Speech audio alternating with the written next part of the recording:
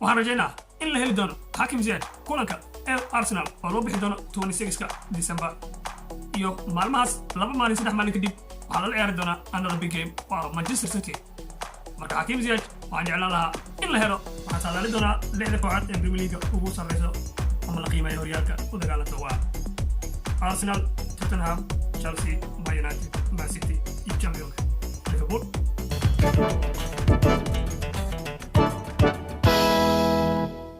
السلام عليكم ورحمة الله وبركاته. مقعد وعبد العاقنة جنال كداونيسيد وعاقنة جنال. هذا نوع عسو تهي سو دواو سبسكرايب نوتاو لاقا دوا مهي. هذا هو يلو جوتي شاهد السوق هذا. رجينا إن عافمات قبتيد سانو عافمات خو وهالكنا أوسو فيديستي أدينا هاي قاعد هاي أنكو رجينا أديبا عافمات خو إنا فيديو غان داوتيد. waxaan halka kusoo qaadan doonaa ama aan kusoo gudbi doonaa kulanka u dhexeeya Everton iyo Chelsea. Chelsea waxay u bixi doontaa Everton waxay ku ciyaari doontaa away kulan ka tirsan horyaalka Premier League kulanka 12aad. Everton aad ogtiin xaaladda maalmahan waa iska bariga dhexe marka horyaalka bilaabanayay Everton saartii xal qof waliba wuxuu sanadnaa waaw Everton waxay ka istay hebel Everton waxay ka istay dhaxlay qatl ka tahay horyaalka waxa laga yaabaa inay qaadaan balse taawac markuu galo xaalkooda waa iska bariga dhexe maalin ku xigto hoos u sii degayaan korna ma wajacdo kusoo dhawaada waxaan kusoo gudbi doonaa insha Allah team newska line-upkeygii iyo saadaalinteedii ciyaarta intay ku dhamaan doonto iyo waxaa ii dheer waxaan saadaali doonaa kulamada kale ee la ciyaari doono oo aan kusoo kordhiyay barnaamijkeyga kulamada kale ee la ciyaari doono horyaalka asigana oo falaqay doona sida kulanka weyn ee Manchester Derby Man United xaaladeeda maalmahan aan loo sahal tahay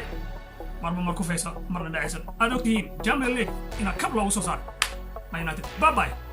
kusoo dhawaada waayahay aan ku bilaabno team news Hakim Ziyech Karim Haasan-Odoi labadaba tomorrow way maqan yihiin sida macallinka shirkiisa jiraad ku sheegay labadooda waa dhaawac lama heli doono 2 kulan ilaa 3 kulan ama 2 isbuuc ugu badnaan waxaan rajaynaa in la heli doono Hakim Ziyech kulanka ee Arsenal oo loo bixi doono 26 December iyo maalmahaas 2 maalin 3 maalin kadib waxaa la ciyaari doonaa another big game waa Manchester City marka Hakim Ziyech waxaan jeclaan lahaa in la helo markaane kusoo dhawow line-upkayga adigana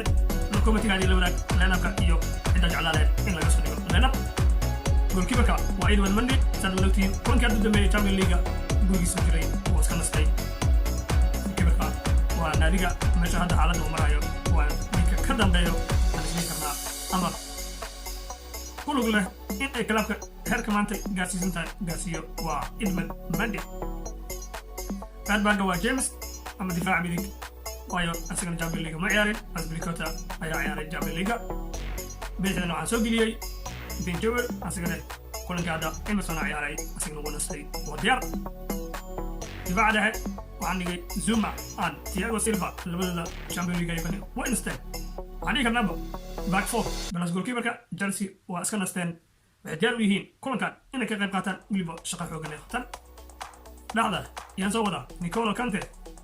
saadu jeedaan Premier League wuxuu haystaa 32 plus 29 ninka ugu taakada badan ama ugu shaqada badan Premier League soo far sanadkan ninka haysto waa xajiga N'Golo Kante ana isaajiyay Kai Havertz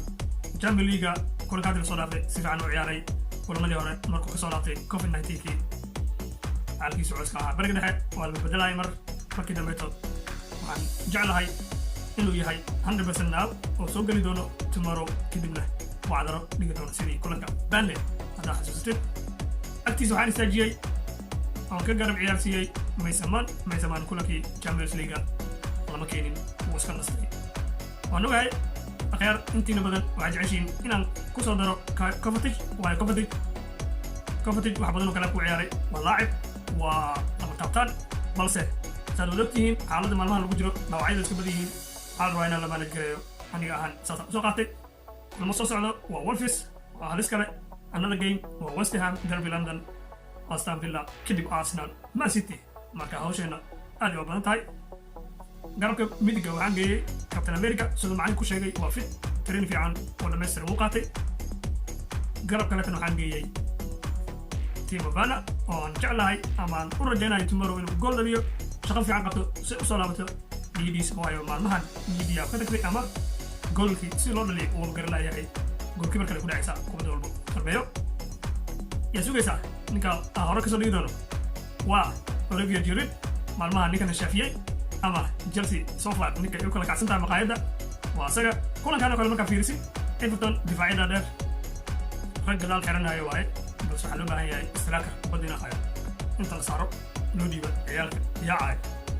marka waxa jeclaa biri ama aan rajeynaa inuu lamba ku soo dhigi doono Olivier Giroud number 9 keena waan ku dagaaldegi doono Tuchel markaan ku soo dhawaad saadaalintayda waxaan rajeynaa kulan sahlan maahan lama dhihi karo isma dhihi karo waa 2-1 ama 3-1 ama 4-1 ama 2-1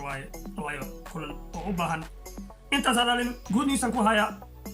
James tomorrow uu ka maqan yahay Everton waxaan ku saadaaliyay kulankan tomorrow Chelsea inay ku badin doonto 3-1 adigana soo saadaali imise ku dhamaan doonta committee la wadaag ku soo dhawaada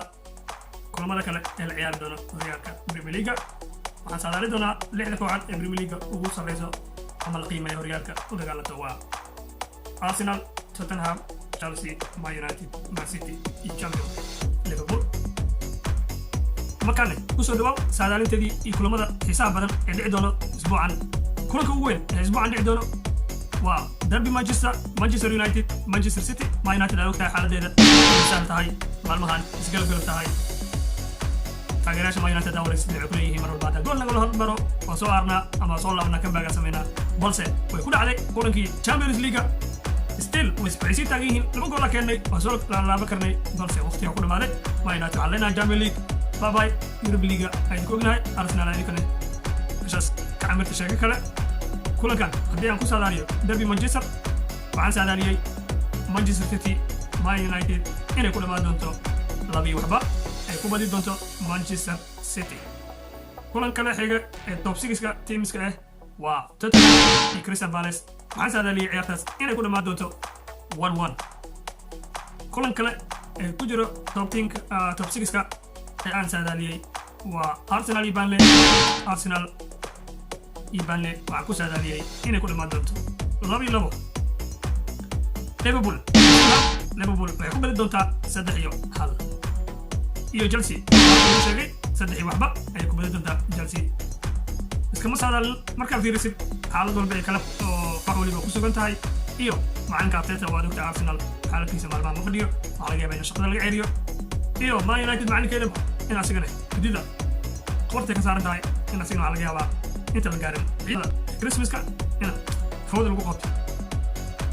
soo shaac in la daaqada derbi waa ka irida out